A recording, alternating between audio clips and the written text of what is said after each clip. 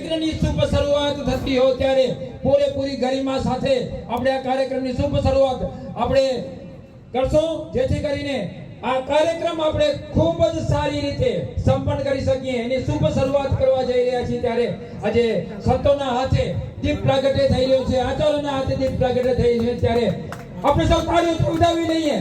બોલો સત્ય સનાતન ધર્મ કી જય, લક્ષ્મી નારાયણ ભગવાન કી જય, ઉમિયા માત કી ખૂબ ખૂબ ધન્યવાદ।